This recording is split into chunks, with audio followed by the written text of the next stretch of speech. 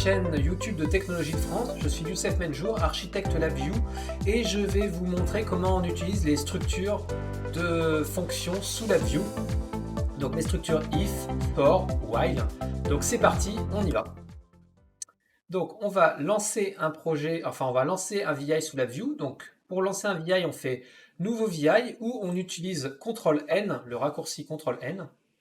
Ensuite CTRL-T, pour pouvoir avoir la face avant et le diagramme affichés sur le même écran. Donc on va regarder un petit peu ce qu'il y a comme structure. Donc il y a les boucles for, les boucles while. Alors on va s'intéresser aujourd'hui aux boucles for, aux boucles while, aux structures de conditions et aux événements, ainsi qu'à la séquence déroulée et les diagrammes désactivés. Le reste des structures, pour le moment, on ne les verra pas, on verra ça un petit peu plus tard dans la formation. Donc on va commencer par une structure simple qui est la structure de conditions, donc le if. Donc voici le if. Donc ici il y a la condition. Donc on va utiliser un bouton booléen pour pouvoir mettre à vrai ou à faux. Donc on va hop, poser un bouton. Alors btn pour dire bouton, underscore. Alors là c'est if, c'est le bouton if. On n'a pas besoin de l'afficher. Donc on va faire un bouton droit pour un clic droit pour le bouton. Sur le bouton, on va faire propriété, donc sur la face avant. Et on va donner plusieurs chaînes. Donc quand il est on va afficher on. Quand il est off, on va afficher off. Donc comme vous pouvez le voir, ce bouton a plusieurs propriétés. Donc on peut avoir l'apparence, l'opération. Donc l'opération va faire à l'appui. On peut y mettre une documentation si on a envie de mettre du texte. Voilà, donc pour l'instant, on va se contenter. Et donc là, on voit justement comment ça marche. Donc si je fais au relâchement, si je fais à l'appui, hop, hop, hop, hop, jusqu'au relâchement. Donc nous, on va utiliser directement à l'appui. Ok. Ah, d'ailleurs, j'ai fait le contraire, off, on. Non, c'est bon. On est bon, on, off. Là, on est sur on, et là, on est sur off. Très bien. Donc ce bouton, je vais le câbler directement à ma condition if. Alors, je câble à côté, CTRL Z. Voilà, donc là j'ai câblé proprement ma condition if. Ma condition if, je vais la commenter. Donc bouton droit, étiquette de sous-diagramme. Donc cas vrai. Donc si c'est vrai, qu'est-ce qui se passe? Si c'est faux, qu'est-ce qui se passe? Bah, si, écoutez, si c'est vrai, on va afficher un booléen, une chaîne de caractères qui va nous dire que c'est vrai. Hop. Donc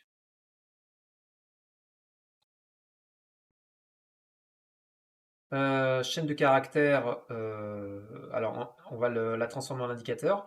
Et donc là, on va dire affichage. If. Et pour pouvoir transformer une commande en indicateur, alors on est dans un langage de flux, donc comme je vous avais dit lors de l'ancienne vidéo, de la vidéo précédente, on va toujours de la gauche vers la droite et on observe un flux comme si on voyait un électron ou un signal électrique passer. Donc là, en fait, il y a des indicateurs, c'est comme si c'était des sondes en fait. Les indicateurs et les commandes, c'est comme si on utilisait des sondes sur un circuit électrique et sur lequel on peut injecter quelque chose. Donc ça, c'est une commande. Et récupérer quelque chose, c'est un indicateur. Alors nous, dans notre cas, on voudrait transformer notre commande qui est là. Et donc, comment je le vois? Bah, simplement, je vois bien que là, on peut le câbler uniquement dans ce sens-là. Et donc, pour ce faire, on fait un bouton droit sur notre commande et on fait changer en indicateur. Voilà.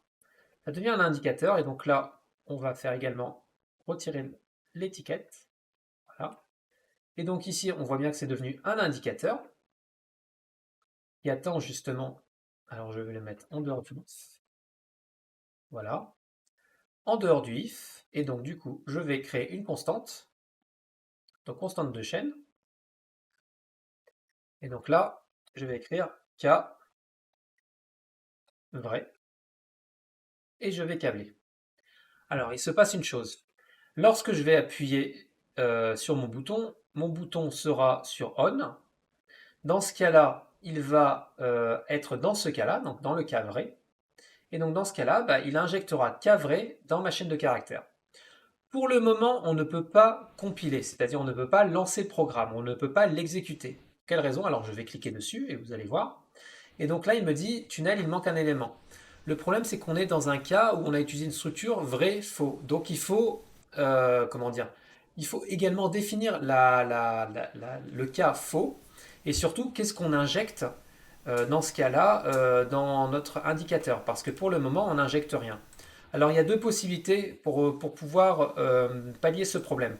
Soit je clique sur le petit carré qui est vide, le petit carré rose, je fais bouton droit et je mets utiliser la valeur par défaut.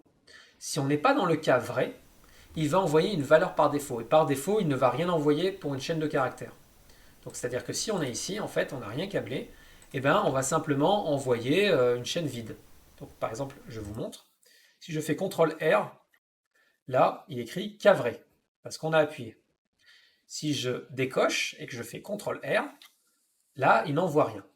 Alors pour le moment, je vais vous demander de ne pas utiliser cette technique, c'est-à-dire la technique de faire le bouton droit justement sur ce petit carré et utiliser la valeur par défaut et de câbler. Pourquoi? Parce que vous devez maîtriser ce que vous câblez.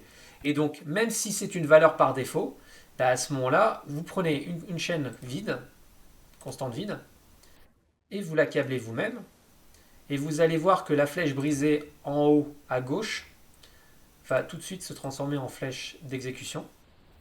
Voilà. Donc là, dans ce cas-là, bah, vous avez maîtrisé, vous savez ce qui se passe dans le cas vrai et là, dans le cas faux.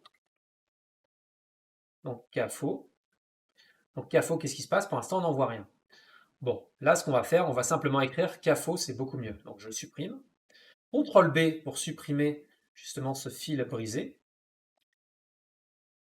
Bouton droit, créer, constante, cas faux. Et donc, vous avez le bouton d'exécution et vous avez le bouton d'exécution en continu. On va utiliser le bouton d'exécution en continu. En gros, ça veut dire qu'il exécute, puis après il réexécute, puis après il réexécute. Il exécute en boucle en fait. Donc on va utiliser ce bouton d'exécution continue. Voilà. Là, on est sur le faux. Si j'appuie, je suis dans le vrai, faux. Jusqu'à ce que j'appuie sur le bouton stop.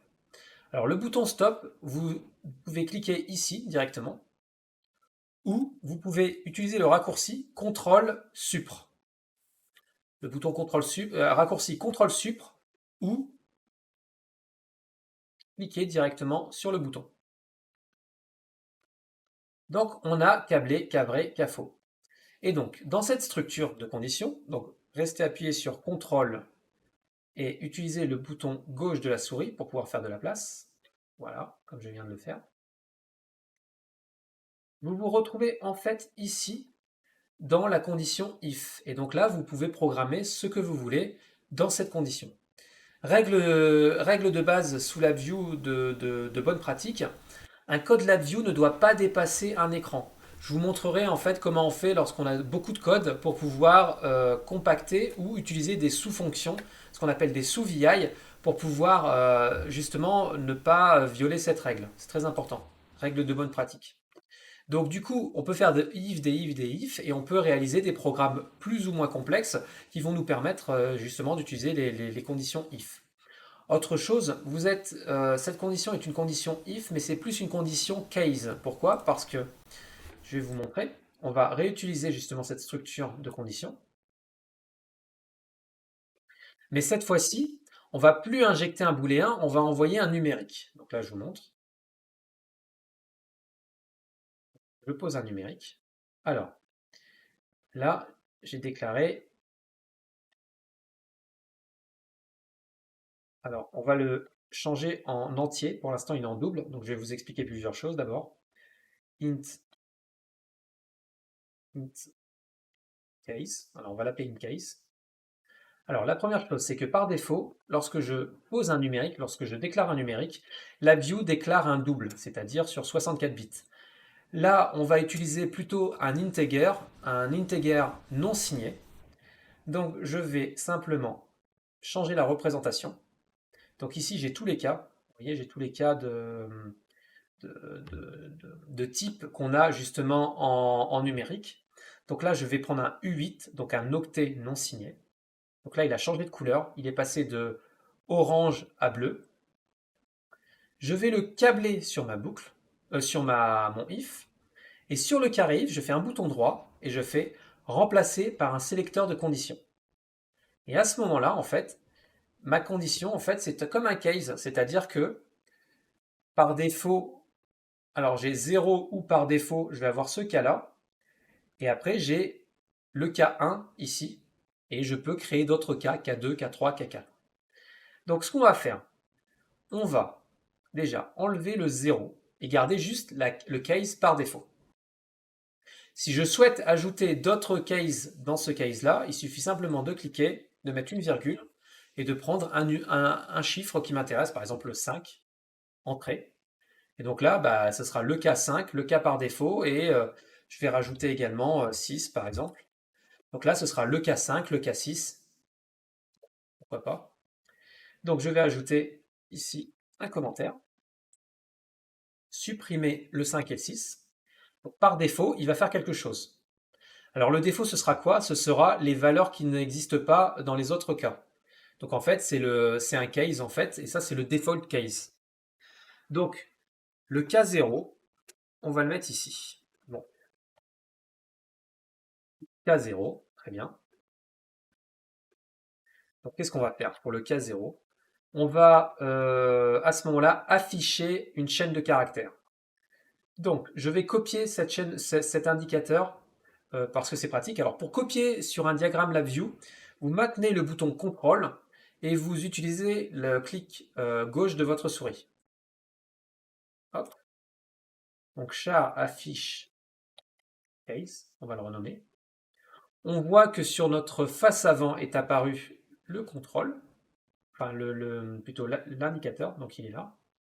Donc pour pouvoir séparer entre justement les petits programmes que j'ai réalisés, on va aller dans décoration, boîte plate, hop, voilà. Là, on va placer en arrière-plan. Donc là, on a. Ici, on va mettre une petite étiquette.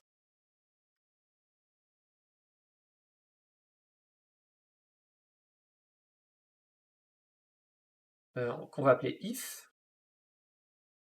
Là, on va écrire if. CTRL plus, plusieurs fois pour augmenter la taille. Voilà, donc là, on est sur if. Je vais copier cette. Donc, toujours en appuyant sur CTRL, je vais copier justement cette décoration que je vais mettre en arrière-plan. La décoration ici, je la verrouille. Ici, je la verrouille. Ça m'évite justement de les sélectionner par erreur. Ça me permet de manipuler ce qui se passe à l'intérieur sans difficulté. Donc là, je la déverrouille pour la rétrécir. J'en copie une pour plus tard et je verrouille. Alors, hop, ici on va mettre case.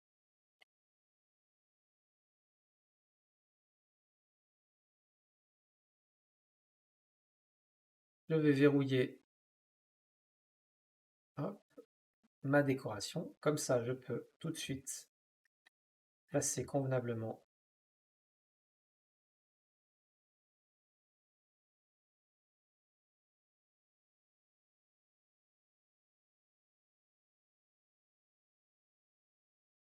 Voyez. Donc là, j'ai fait de face avant très rapidement. Donc sur on va dire un if et un case. Donc le cas 0, on va afficher, non, on va copier.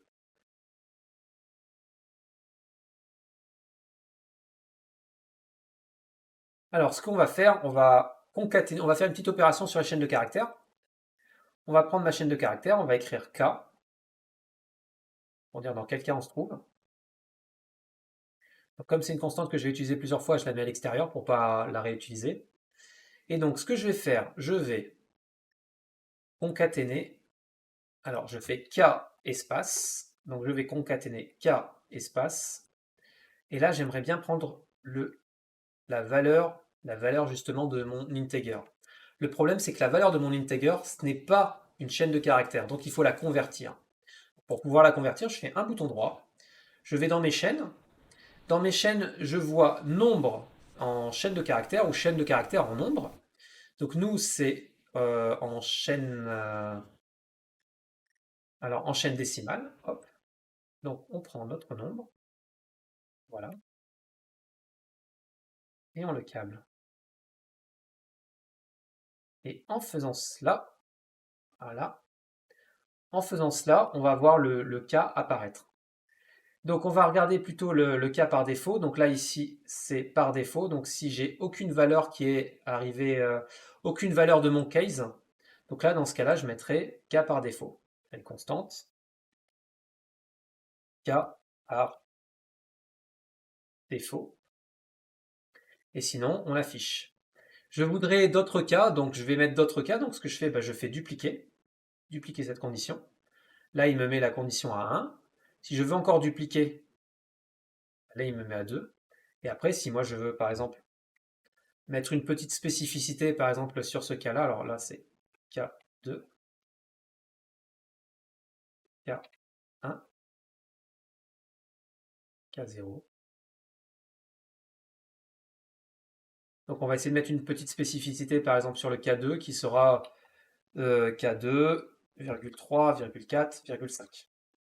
Donc de 2 à 5. Et donc là, à ce moment-là, ce qu'on pourrait faire, c'est y ajouter un texte un peu particulier. Donc on y ajouterait, contrairement aux autres, on concatènerait également avec un point d'exclamation. Donc comment on fait? On ouvre la concaténation. Donc on peut concaténer autant de chaînes de caractères que l'on souhaite, il suffit simplement d'ouvrir. Donc je crée une constante, je fais espace, deux points d'exclamation, espace, non, deux points d'exclamation. Voilà. Donc là, je vais sauvegarder. Donc on va sauvegarder ce fichier en structure. On va l'appeler structure. Voilà, donc je sauvegarde convenablement. Pour pouvoir, alors là, vous voyez, là, il y a de l'espace vide, je voudrais le récupérer. Donc pour pouvoir faire ça, CTRL ALT, clic gauche de la souris et on remonte. Voilà. Comme ça, vous avez récupéré un petit peu d'espace et vous voyez, votre code peut être compact et propre. Maintenant, on va tester le code. Alors ce qu'on va faire, on va le faire tourner en boucle. Donc K0, K1, K2, et là on voit bien que, donc jusqu'à 5, on voit bien qu'on a des chaînes de caractères. Et puis si on arrive à 6, normalement on est en défaut. K par défaut, puisque le 6 n'existe pas, et donc il va directement dans le défaut. Donc CTRL SUPR, j'arrête la boucle, et on continue notre voyage dans les structures. Donc la structure suivante qu'on va utiliser, c'est la structure for. Alors le for, qu'est-ce qu'on va faire? Hop, on va copier. Ah, for. On va choisir le nombre d'itérations, donc créer constante. Donc là, on va par exemple faire 10 itérations. Voilà. Et sur les 10 itérations, on va simplement afficher l'itérateur. Donc, itérateur. Donc je crée un indicateur que j'appelle itérateur, qui est ici. Et puis voilà, on va se contenter uniquement de ça pour justement le for. Donc là, affiche mon itérateur. Voilà. Donc c'est assez simple comme programme. Donc pour le for, hop, donc je verrouille pour plus qu'il bouge. Ok, donc on a un if, un case, un for. Donc tous ces programmes-là vont s'exécuter. On va introduire la notion de flux et de debug par la suite. Ne vous inquiétez pas, je vais vous expliquer un petit peu ce qui se passe. On va déjà continuer à programmer quelques petites structures. Et après, je vais vous expliquer comment marche le flux en détail avec la fonction de débugage. Donc là, si j'appuie sur R, CTRL R, hop, on voit s'afficher l'itérateur jusqu'à 9 parce que l'itérateur démarre de 0. Donc comme on a dit 10 itérations, il va de 0 à 9, ce qui fait 10 itérations. Si on souhaite justement que l'itérateur aille un poil moins vite, qu'on le voit à l'œil nu, on va volontairement prendre une information temporelle, on va attendre allez, 200 millisecondes, 250 millisecondes. Voilà. Donc si j'appuie sur R, CTRL R, hop, et on voit que l'itération se répète 10 fois. Parfait. Donc on continue notre voyage dans les structures, et là cette fois-ci on va utiliser la structure d'événement. Alors, la structure d'événement, c'est une structure très très très importante et très pratique. Vous avez sous la view une passe avant, donc que vous avez ici. Imaginez, vous appuyez sur des boutons, vous appuyez sur des indicateurs et vous voulez, en fonction de la mise à jour de ces boutons et de ces indicateurs, qu'il se passe quelque chose. Et bien dans ce cas-là, vous créez ce qu'on appelle un événement. Et donc, on va, par exemple, utiliser un événement avec un bouton qu'on va appeler 1, et à ce moment-là, il affichera 1. Et si on appuie sur un bouton 2, il affichera 2, sur le même afficheur. Donc comment on fait? Déjà, je vais créer un bouton. Donc, btn underscore 1. Donc lui, on va l'appeler 1. Alors je vais... Alors je le copie pour pas... Voilà. Donc je vais le verrouiller. Voilà. btn1 que je copie et je vais faire btn2. Voilà, on va avoir le bouton 1 et le bouton 2. Si j'appuie sur le bouton 1 à ce moment-là, alors cette fois-ci, hop, élément visible. Char affiche, alors cette fois-ci on affiche un événement.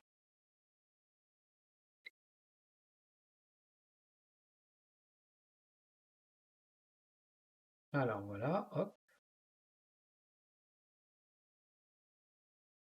Donc pour l'instant je range très rapidement mes variables.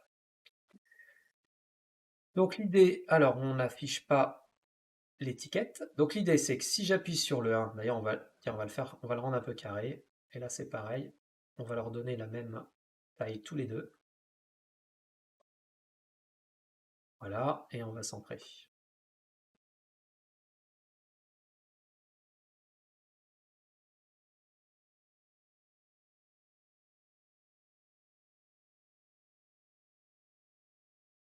Événement. Donc si j'appuie sur 1, il va afficher 1 par exemple, et si j'appuie sur 2, il va afficher 2. Donc comment on va réaliser cela? Alors c'est toujours pareil, alors on va bouton droit, alors éditer. Donc là on est actuellement sur un événement de timeout qu'on verra un petit peu plus tard dans cette vidéo. Donc pour l'instant on va pas lui, on va supprimer cet événement, on va éditer. Et on va, alors c'est pour ça que les boutons je les ai appelés BTN1 et BTN2, ça me permet de très facilement repérer justement sur ma face avant les différents éléments que j'ai en étiquette. Et donc là j'ai BTN1, donc si j'appuie sur BTN1, hop, donc je vais laisser, par convention en fait, on prend la commande, on prend la structure d'événement et dans la structure d'événement, suivant la commande qui a été impliquée, on met justement la commande à l'intérieur. Donc là, on va écrire bouton 1.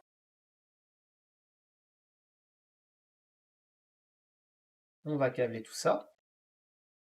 Voilà. Et puis on va dupliquer. Donc là, on va dire bouton 2. On va prendre le bouton 2.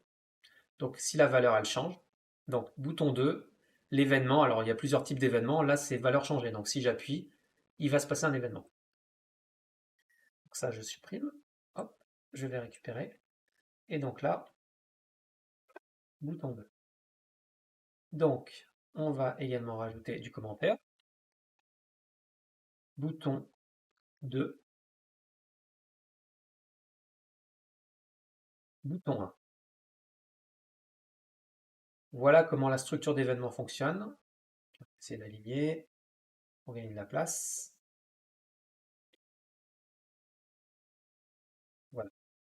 Pour rappel, j'ai utilisé CTRL, ALT et bouton gauche de la souris pour pouvoir rétrécir. Voilà. Donc, bouton 1, bouton 2. Voilà. Donc là, on va lancer notre programme. Bouton 1, bouton 2. Et vous constatez également que les autres programmes s'exécutent en parallèle. C'est-à-dire que là, pour l'instant, j'ai posé. Alors, c'est comme si c'était un circuit électronique, mais que les éléments, comme ils n'ont pas de rapport les uns avec les autres, ils s'exécutent. Alors, ce n'est pas séquentiel, c'est chacun fait sa vie en fait. Donc là, comme je suis en boucle et que je n'ai connecté aucun de ces circuits entre eux, bah, ils s'exécutent simplement de manière totalement parallèle. Donc là, vous voyez que. euh, alors, hop, voilà, mon itérateur. En fait, ce qui s'est passé, c'est que mon itérateur a tourné. Et en fait, là, il attend un événement puisque le flux est bloqué. Donc, je vais vous expliquer un petit peu après ces notions de flux. Donc, voilà comment ça marche. Donc, ce qu'on va faire également, on va intégrer dans une boucle while directement. Dans une boucle while. Alors là, on va introduire la notion de la boucle while. Hop là, pardon, j'ai mis la boucle for. Donc là, on va utiliser une boucle while. Ma structure d'événement, je l'intègre dans une boucle while. La condition de sortie, je vais mettre une commande, donc un bouton qu'on va appeler btn stop. Donc mon bouton stop, il est ici. Voilà. Et donc, ce qui se passe, c'est que mon programme s'exécute, donc tout le monde s'exécute une fois. Et comme ici, j'ai décidé d'exécuter une seule fois, bah, je suis bloqué en fait parce que en fait, actuellement, ma boucle while n'a pas été. On a décidé de ne pas sortir de ma boucle while. Et également, en fait, on est dans une structure d'événement où on attend un événement. Donc si j'appuie sur 1, il affiche le 1, 2, il affiche le 2. Et donc, normalement, si j'appuie sur le bouton arrêter, il ne s'arrête pas. Donc je vais vous expliquer. Il va d'abord attendre, parce que là, il est en attente justement d'un événement. Donc là, actuellement, je suis à vrai. Donc je lance un événement. Et là, normalement, il aurait dû. Voilà, il aurait dû s'arrêter. Il s'est arrêté. Donc j'ai appuyé, j'avais pas appuyé avant. Donc j'ai appuyé, donc il est à vrai. Là, j'ai lancé un événement, et donc en lançant un événement, bah, il a continué, comment dire, il s'est arrêté. Donc on va regarder ça maintenant d'un point de vue flux, et donc je vais vous montrer l'outil de débugage. Avant cela, je vais commenter cette partie de code et on va s'intéresser justement uniquement à cette partie de code qui est une partie très intéressante.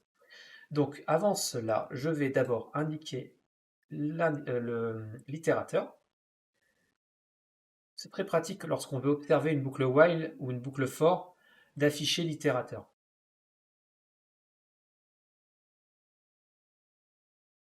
Itérateur while. On va le mettre ici par exemple. Voilà.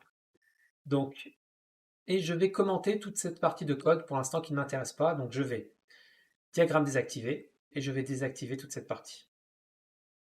Cette partie ne tourne plus. Donc on va se concentrer uniquement sur cette partie-là. Donc si je lance, les itérateurs ne fonctionnent plus. Je peux bouger mes variables de face avant, il ne se passera rien ici. Par contre, ici, là, alors là j'étais sur arrêter, donc je relance. Hop.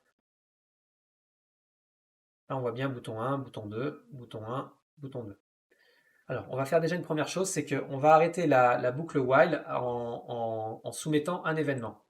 Donc là je vais ajouter une condition d'événement. Je vais prendre le bouton stop et c'est à la valeur changée. J'appuie sur OK. Donc là, je vais créer une constante que je vais appeler stop. Je vais décabler mon bouton stop. Je vais suivre justement la préconisation que j'avais dite, c'est-à-dire que dans l'événement, je mets directement ma commande. Et à ce moment-là, bah, là, ma boucle while maintenant n'est plus câblée. Donc, si on veut lancer le programme, si on fait CTRL R ou si on appuie sur exécuter, on va avoir une erreur. Il va me dire ma boucle while, le terminal de commande n'est pas câblé. Donc, comment on va le câbler? Ben, on va faire un bouton droit, booléen. Là, je vais mettre à vrai, puisque dans le cas où j'appuie sur stop, Je veux sortir. Hop. Donc là, je vais commenter cela. Insérer élément visible, étiquette. Stop. Donc c'est ma condition d'arrêt. Je vais aller dans mes... Alors je vois que mon carré, il n'est pas rempli. Mon carré vert n'est pas totalement rempli. Ça veut dire qu'il n'est pas câblé sur mes autres conditions. Donc, ça veut dire qu'on envoie une valeur par défaut. Par défaut, il envoie faux. C'est-à-dire que si j'appuie sur le bouton 1, ici, il va envoyer faux. Donc là, bah, je vais quand même le câbler. Donc créer constante. Donc je vais mettre faux. Et je vais volontairement décaler pour tout à l'heure. Je fais la même chose pour le bouton 2.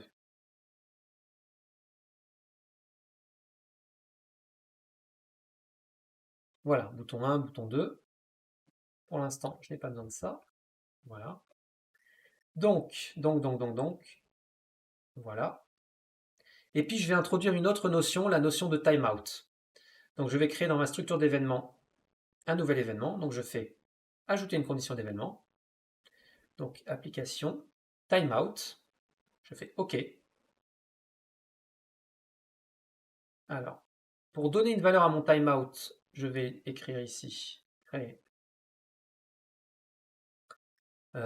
une constante. Et mon timeout, on va le mettre, je sais pas moi, à 250 millisecondes. C'est-à-dire que toutes les 250 millisecondes, si je ne fais rien, il va aller directement dans cette condition.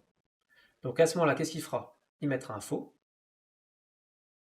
Et puis on va concaténer le timeout.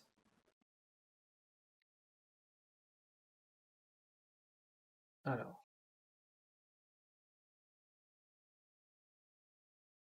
on va concaténer le timeout avec la valeur de l'itérateur. Donc on va refaire la même technique qu'on a utilisée tout à l'heure. Donc là, je vais faire un CTRL, bouton gauche de ma souris, pour pouvoir convertir justement la valeur de mon itérateur. Je prends l'opérateur de concaténation, parce que je vais concaténer une chaîne de caractères à une autre. Donc la première chaîne de caractères va me servir simplement à dire où est-ce qu'on est. Là, on va dire timeout, deux points, espace, et je vais câbler. Alors, on va essayer d'aligner correctement. Voilà. Là, je vais rajouter une étiquette. Résultat, timeout. Vous voyez, là, on met un maximum de commentaires. C'est très important de commenter son code. C'est exactement la même démarche que lorsque vous codez en C ou en C++. Là, vous codez en syntaxique. Lorsque vous êtes dans des langages syntaxiques, bah, vous mettez justement du commentaire. Bah, là, c'est la même chose. La seule différence entre LabVIEW et les langages syntaxiques classiques comme le Python, le C, le C++, le Java, le JavaScript, c'est que là, on fait du drag and drop, on glisse, on dépose, mais les opérations sont exactement les mêmes. Et en fait, ça a un gros avantage, c'est qu'on développe, alors c'est qu'on voit peut-être plus facilement le code. C'est-à-dire que sur une page, on peut voir énormément d'algorithmies, et donc on peut se concentrer également sur l'algorithmie plus facilement. La deuxième chose, il n'est pas nécessaire de connaître la syntaxe exacte des fonctions en C, comme en C, comme en C++.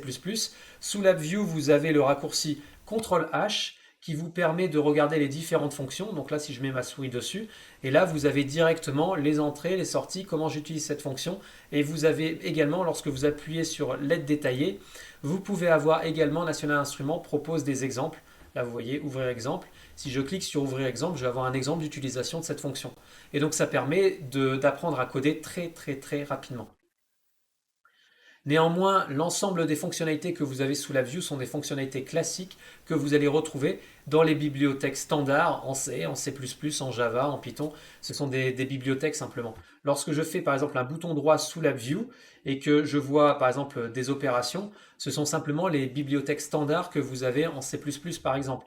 Là, dans les tableaux, bah, vous voyez, il y a différentes opérations comme le min, le max, le redimensionnement, supprimer une portion. Toutes ces opérations-là, ce sont des opérations standards. Donc, on revient à nos moutons. Alors ici, on a le timeout, commentaire. Ici, on a notre boucle d'événements.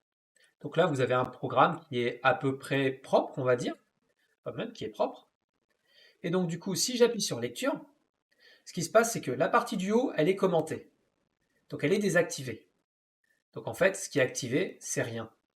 Vous voyez, c'est un espèce de if activé, désactivé. On peut le voir comme ça, pour l'instant. Et puis en dessous, vous avez justement la structure boucle d'événements. Donc attention, en LabVIEW, quand on dit structure, c'est, on veut dire if, for, while. Alors qu'en C, en C++, quand on dit structure, c'est ce qu'on a nous en LabVIEW, c'est-à-dire les clusters, c'est-à-dire une organisation de données. Donc, on parle de LabVIEW.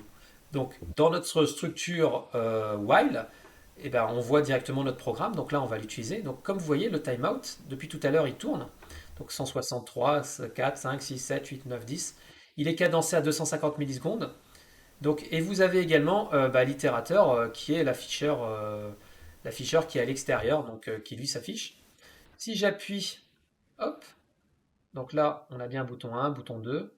Et comme en fait j'ai mis un timeout, d'ailleurs je vais faire un contrôle supr pour arrêter, je vais directement, ah j'aurais pu utiliser le bouton, je vais mettre à 1 seconde le timeout pour que ça aille moins vite. Donc contrôle R pour relancer. Voilà, donc là on est à 1 seconde. D'ailleurs il y a un petit décalage entre l'itérateur et... ouais, il y a un petit décalage. Ok. Donc ce qui se passe, c'est que si j'appuie sur bouton 2, hop, bouton 1, et si je veux arrêter, il arrête. Maintenant, on va essayer de comprendre comment ça marche d'un point de vue flux. Donc, vous avez une petite loupiote en haut à gauche de votre écran. Donc, c'est ce qu'on appelle animer l'exécution. Vous allez cliquer dessus. En cliquant dessus, en fait, ce qui va se passer, c'est que vous allez mettre en fonctionnement le mode debug de LabVIEW. Maintenant, on va lancer le programme, CTRL R, et en fait, c'est là où vous allez comprendre toute la notion de langage de flux. Donc là, on est sur le timeout, et là, vous voyez un flux se réaliser. Donc, vous voyez la boucle s'exécuter. Là, il envoie 1. Ah, c'est pour ça que c'était décalé. D'accord. C'est le temps en fait qu'il exécute la fonction. Donc ça crée en fait un décalage parce que d'un côté c'est instantané, de l'autre il y a une petite opération. Donc c'est pour ça qu'il y a ce décalage. Et donc du coup, là vous voyez en fait directement des sondes sur l'ensemble du programme. Si j'appuie sur le 1, vous allez voir qu'on va se retrouver. Alors d'abord il termine l'exécution de sa boucle et après il attaque l'itération suivante. Bouton 1, il met à faux le stop et il continue et il recommence sur le timeout. Si j'appuie sur 2, donc là, hop, et on voit sur la face avant bouton 2 qui s'affiche en temps réel, et on repart et on continue. Et donc voilà à quoi ça sert le mode debug. Le mode debug est très pratique parce que ça permet de bien comprendre le flux, parce que des fois on peut créer un algorithme et se dire mais c'est bizarre le résultat que j'ai, et donc du coup en utilisant le mode debug ça peut permettre justement de débugger tout simplement. Je vais appuyer sur arrêter, et donc là normalement on devrait avoir l'événement arrêt qui devrait s'afficher, donc là hop, stop, il s'affiche et on a arrêté la boucle. Maintenant, je vais remettre le programme en fonctionnement. Donc, pour la partie qui était désactivée, je vais réactiver. Donc, on réactive. Donc, je fais supprimer la structure à diagramme désactivé. Donc là, maintenant, on a décoché le commentaire. Donc, on n'est plus commenté. Et on va, en fait, alors, si je lance, donc là, on va voir que j'ai lancé une fois. Donc, on voit tous mes programmes en haut qui sont lancés. Je vois mes itérations qui tournent. Et puis, j'ai mon timeout et ma structure en bas. Donc vous voyez, tout est parallélisé. Donc ça fonctionne en parallèle. Donc maintenant, moi, ce que je voudrais, c'est séquencer tout cela. Donc pour pouvoir séquencer tout cela, on va utiliser la structure de séquence. Donc je vais vous montrer. Donc stop. On va prendre la structure de séquence déroulée. On va activer les commentaires. Donc étape 1, donc on va faire l'étape 1. Donc l'étape 1, ça va être le premier programme. Donc ce programme, on va le déplacer. Hop là. Voilà, on va le mettre dans la structure. Ça, c'est étape 1. Ensuite, on va ajouter l'étape après. Donc ajouter, et en fait, c'est comme un film, hein, vous allez voir.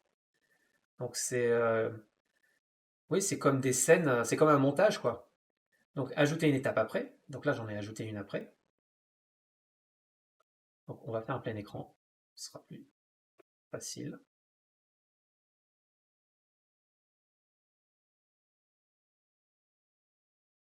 Donc Là, je vais afficher. Alors, je vais utiliser le deuxième programme. Voilà. Et je vais appeler ça étape 2. Puis je recommence, donc je fais ajouter une étape après. Donc là, on va prendre la troisième. Donc, étape 3. Hop. Et enfin, on va mettre l'étape 4.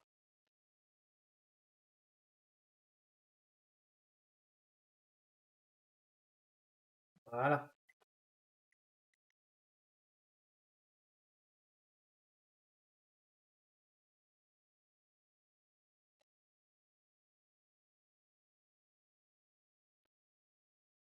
Donc, je vous avais dit en fait tout à l'heure que une des bonnes pratiques sous la View, c'est d'avoir un code sur une seule page. Là, vous constatez que en plein écran, on n'a pas un code sur une seule page, on est obligé de se déplacer. Donc, une astuce, bah, vous faites un bouton droit sur justement cette séquence, donc cette séquence déroulée, et vous allez la convertir. Donc, on va la convertir comment? On va faire remplacer par une séquence empilée. Et en fait, on a obtenu le même code, mais qui est empilé 0, 1, 2, 3.